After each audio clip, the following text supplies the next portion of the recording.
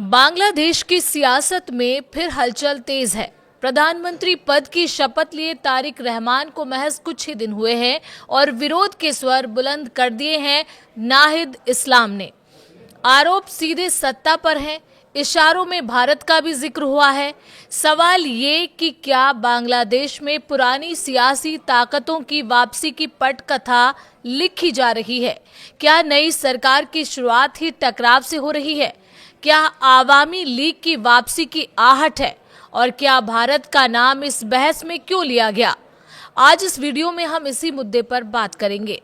नमस्कार, स्वागत है आपका न्यूज 18 राजस्थान के डिजिटल चैनल पर और आपके साथ मैं हूं वंदना त्यागी। बांग्लादेश में हालिया चुनाव के बाद बांग्लादेश नेशनलिस्ट पार्टी यानी बीएनपी की सरकार बनी है, जिसके नेता हैं तारिक रहमान। लेकिन चुनाव के नतीजों के साथ ही सियासी खेमों में खींचतान शुरू हो गई है।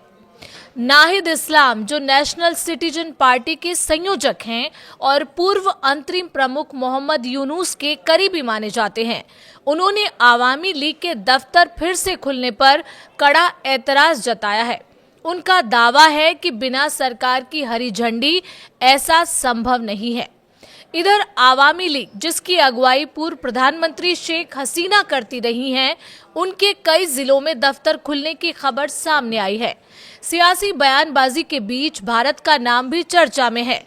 वहीं नए खेल मंत्री ने भारत और बीसीसीआई से रिश्ते सुधारने के संकेत दिए हैं।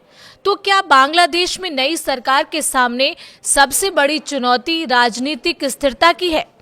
ध्यान देने वाली बात यह है कि आवामी लीग, जिसका नेतृत्व लंबे समय तक शेख हसीना करती रही हैं, जुलाई 2024 के आंदोलन के बाद सत्ता से बाहर हो गई थी।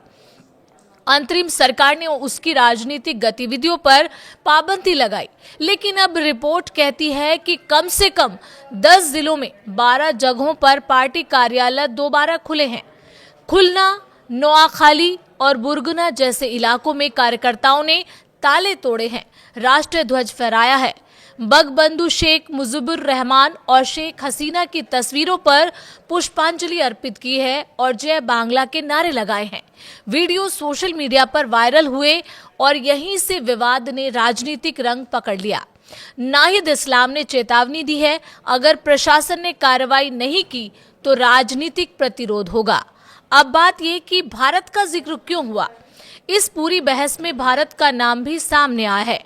नाहिद इस्लाम का आरोप है कि चुनाव में भारत, आवामी लीग और बीएनपी के बीच किसी तरह की समझ थी। हालांकि इस दावे का कोई आधिकारिक प्रमाण सामने नहीं आया है। इधर दूसरी तरफ नए खेल मंत्री अमीनुल हक ने संकेत दिए हैं कि भारत के साथ संबंध सुधारना प्राथमिकता होगी। उन्होंने संसद भवन में भारत के उप उच्चायुक्त से मुलाकात की और T20 वर्ल्ड कप को लेकर सकारात्मक बातचीत की बात कही। आपको बता दें कि अंतरिम सरकार के दौर में क्रिकेटर मुस्तफिजुर रहमान को आईपीएल से बाहर किए जाने के मुद्दे पर बांग्लादेश ने भारत में आयोजित T20 वर्ल्ड कप में भाग नहीं लिया था। अब नई सरकार इस कड़वाहट को खत्म करने के संकेत दे रही है। सिर्फ राजनीतिक दफ्तरों का मुद्दा ही नहीं, संविधान सुधार भी बड़ा विवाद बना हुआ है। जुलाई में नेशनल चार्टर 2025 में, जिसे अंतरिम सरकार ने तैयार किया था, उसमें 80 से ज्यादा प्रस्ताव शामिल हैं। मुख्य बिंदु क्या है उस प्रस्ताव के?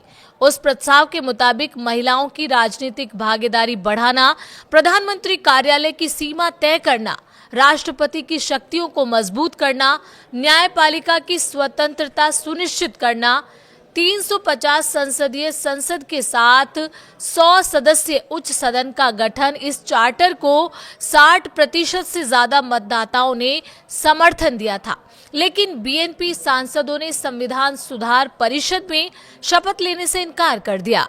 नाहिद इस्लाम का कहना है, सुधार परिषद के बिना संसद निरर्थक है।